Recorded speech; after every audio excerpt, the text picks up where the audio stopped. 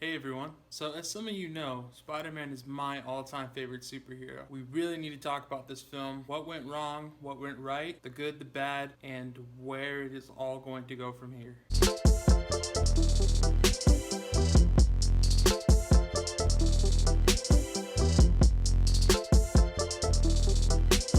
So first off, coming into Spider-Man Homecoming, we got Tom Holland's amazing portrayal and introduction into the Marvel Cinematic Universe as Spider-Man in Captain America Civil War. He was the perfect comic relief when the stakes were incredibly high, the Avengers were battling each other. Spider-Man popped in and made everyone laugh, made everyone surprised. Tom Holland was fantastic in Captain America Civil War. Granted, he was only in the movie for a few minutes. He stunned everyone and was amazing. Coming into Spider-Man Homecoming, there was incredible amounts of hype. Big time reviewers were saying this movie was amazing. It was the best Spider-Man movie we've gotten. Tom Holland's the best Peter Parker.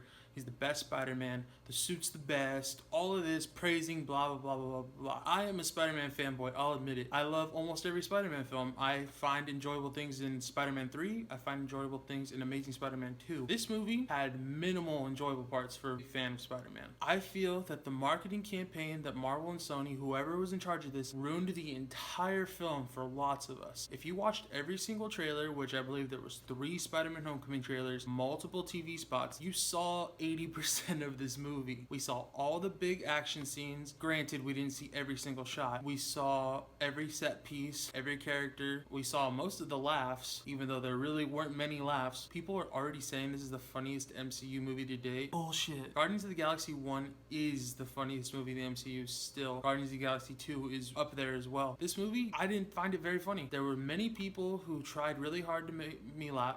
There were many people who tried comedy skills. A lot of them didn't work. The only person that I really thought was funny in the entire movie was Ned. Ned was hilarious. Him and Peter's interactions through the entire movie was pure gold. Best friends put on screen. Perfect. Everyone else was the cringiest humor I've ever seen. Flash Thompson. Alright, you know what? Let's just get started right now. Let's go to the bad first. Flash Thompson was horrible. I don't care about the casting. That's whatever aside. Yeah, sure, they're going in a different direction. We already knew that was Zendaya. We'll get to that after. And Flash Thompson was stupid. Not to the extent of his IQ, because obviously everyone in this high school is very smart. But his jokes were just so bad. He got people at the party to talk about Peter saying, penis Parker, penis Parker. That's not funny. I get it. Yeah, maybe that is sophomore high school comedy. Oh, stupid, haha, penis jokes, whatever. But that wasn't funny. It wasn't even that dick of a move, I guess. Whatever, penis Parker. Ooh, so funny. But Flash Thompson wasn't very intimidating, first of all. He's this fucking 6'2" football guy in the comics. Tom Holland's Spider-Man now. He could kick Flash Thompson's ass, obviously. Flash Thompson, horrible casting. Don't care about the kid. Oh, everyone's gonna say, oh, you're racist because you don't like the Indian guy playing Flash Thompson. No, it's not that. His character really didn't have no use. He was boring. He tried really hard. The one scene that I think he actually made me chuckle a little bit was when Peter had to use his dad's car to go chase the Vulture. Because he's like, oh no, sir, this isn't my car. That was pretty funny. I'll admit that. But other than that, he wasn't fun. The biggest disappointment in this movie overall as a character, because everyone's like, oh, she's so good. She's so funny. Zendaya is in this movie for like 4 minutes and she's not funny. I didn't laugh at one of her jokes at all. You saw one of her main jokes on Jimmy Kimmel when they showed the party scene where she's like, oh, am I really at this party? She's like, am I? Whatever. That wasn't funny. No one laughed in my theater. No one laughed at her once. It was really bad. We saw her other joke where she asked Peter, oh, what are you hiding? That was in another trailer or a TV spot. Everything that Zendaya says in the trailers is all she says in the movies. She has, I think, 6-7 lines maybe, and they don't hit anywhere. So that is that. All right, now we're gonna get into some more extra spoilerly things. If you have already seen Spider-Man, now you know Spider-Man Homecoming spoiler. Zendaya's character's name is Michelle Jones. Put that together, MJ. So that's Marvel's way of saying she's taking the place of Mary Jane Watson. She's the new MJ for the new generation of Spider-Man. I get it. That's a smart move. You're not gonna go back with the original Mary Jane Watson. That's good. You're not gonna go with Gwen Stacy that we know of yet. But going that route of saying, oh, it's a shout out to MJ, you know, that's kind of a cop out, whatever. I'm glad though that they actually did that instead of calling her Mary Jane, because then they're just gonna piss off even more people. Zendaya, she has a lot of skills. I understand that. She can sing, she can act, hopefully they actually utilize her more in the sequel or wherever she's gonna go from here. As of right now, this tone was amplified to the notch of high school stuff, which was really cool. I get that. That's a cool thing, but it felt way too poppy. Every few minutes that you're in the high school, pop music, pop music, pop music. and everyone's like, oh, it's like a John Hughes high school movie. It's really not at all. There's a different tone. Anyone can make a high school movie and put pop music. Does that make it like John Hughes? I don't know. I don't get all of these people praising it. It's not the funniest MCU movie. Guardians 1 and 2 were by far funnier, and there was just a lot of overkill on things that didn't really make that much sense. This movie felt very small scale, which is what we wanted, but there was no stakes to be had in this entire film. No one was ever really gonna die. No one was close to dying except for civilians, but we already saw in the trailer that Tony Stark's gonna come and rescue and save the day anytime that Peter fails, you know? So we get the ferry scene. There was some good action fighting. There was Peter fighting the goons and the Vulture, and he had some cool web shooter combinations. He was learning how to use the suit now that he got more accessibility to it because him and Ned hacked the suit. That was awesome. But the thing that bugged me was that it just seemed like every time that he was in a bind, it would get fixed. Even in the end, somehow he's getting his ass kicked by the Vulture. Peter looks like he's on the edge of death on the beach in the third act, and somehow he just lays there. The Vulture's gonna get away. His strength comes back to him, and then he stops him because the Vulture's suit goes all out of whack because of the Chitauri weaponry, and it just goes all haywire. Peter saves him by pulling him out under his suit, and there was like fire surrounding him, so that was whatever. The one main scene that I really liked, even though the whole scene overall was probably about 5 to 10 minutes, but the one actual pivotal action moment was maybe a minute. Elevator scene when the Washington Monument was going down and Peter had to break in there through the window. That was awesome. That was fantastic. We got to see the spider wings utilized, which was shocking that it was only really in one scene of Peter gliding through there. So he jumps over the helicopter, swings down and glides, and then breaks through to the monument window. That was really an amazing scene, I'll say that right now. And then he goes into the elevator and saves Ned and all the other people from his high school crew. That was by far my favorite scene in the entire movie. The very beginning of the movie,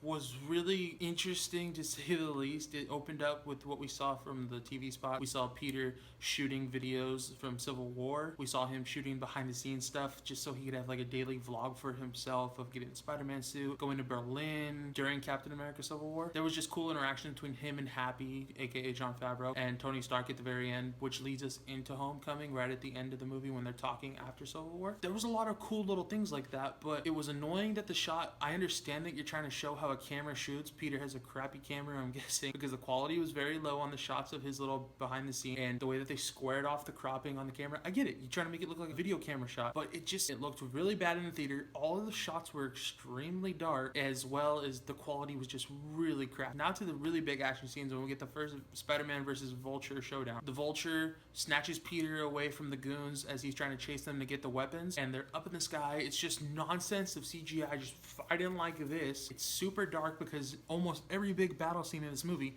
takes place at night. I don't know if the CGI was bad, if they were afraid to show too much, but there was so much quick shots and dark visuals. Couldn't see what was going on, especially in the cinema when it's already low light and they don't put very much light into behind the screens. The only way that I know that I'm gonna get to see this and see how it really looked is when it comes out on Blu-ray, and that's so disappointing. When it comes down to the third act, it's the same thing. It's all fighting on the airplane, which was cool. It was so dark and it was cut so fast you can't see what's going on. You see red and blue from Peter's suit, and you see green and silver from Vulture's, and you just see them fighting and going at it, and you don't know what's going on. I understand that it's really fast-paced action and they're trying to shoot this and this and this, and it's all CGI because it's up in the air on the plane, but they needed to take more time to show us what was going on, because I literally saw 10 people in my theater going to the bathroom every 20 minutes because they were bored. The movie had some really slow pacing. The movie didn't pick up until the second half when they got to the Washington Monument. It was really slow paced in the very beginning. It wasn't extremely funny. They tried cracking a lot of jokes. I didn't think it was funny. Donald Glover was in the movie for maybe 2-3 minutes. He had one little line that was funny, and he also let us know with a cool Easter egg when he's like, oh yeah, I have a cousin who lives in Queens, talking about Miles Morales. When you check out Donald Glover's name and casting and you look back at the comics, he's actually Miles Morales' uncle in the comics. So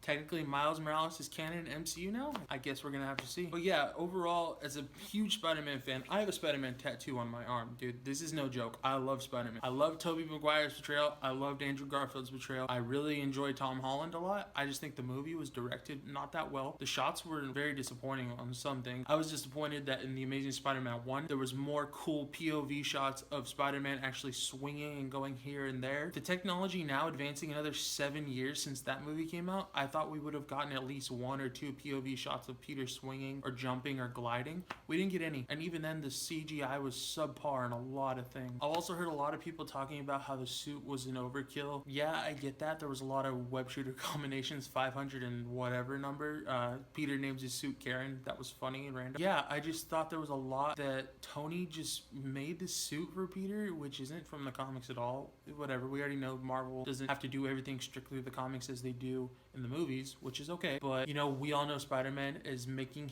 his amazing suit, making it the way he knows, and just kicking ass.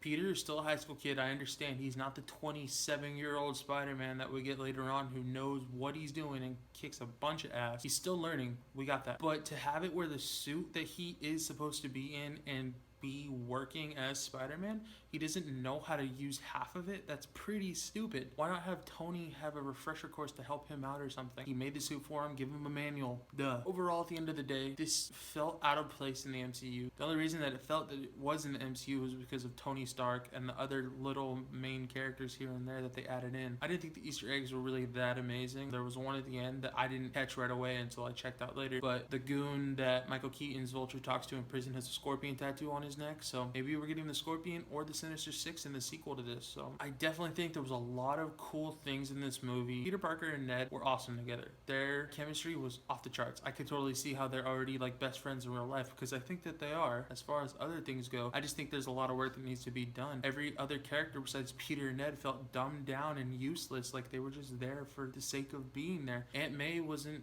relevant at all. She was funny in the very last shot when she sees Peter in his Spider-Man suit. What the fuck? And then it cuts. That was hilarious. I'll admit that. That ended the movie on a bang, which was cool. But yeah, I guess we're just gonna have to see where Spider-Man Homecoming is gonna rank at the end of the day. I know it's hitting 90 plus on Rotten Tomatoes, and I personally don't agree with that. My score of this movie is going to be a 6.9 out of 10. I'm very disappointed. The hype was really high, not just for myself as a super fan of Spider-Man, but everyone's saying it's incredible. Yeah, I don't know about that. The next time we're going to see Spider-Man is in Infinity War next May, and according to Kevin Feige, it's only the same amount of time as Civil War, so 5 to 8 minutes in the movie. We're going to have to check it out. So, what did you guys think about Spider-Man Homecoming? Did you like it? Did you love it? Did you hate it? Kind of whatever? Meh? Yeah, let me know in the comments down below. Thank you guys for watching. Like, subscribe, share, and I'll see you next video.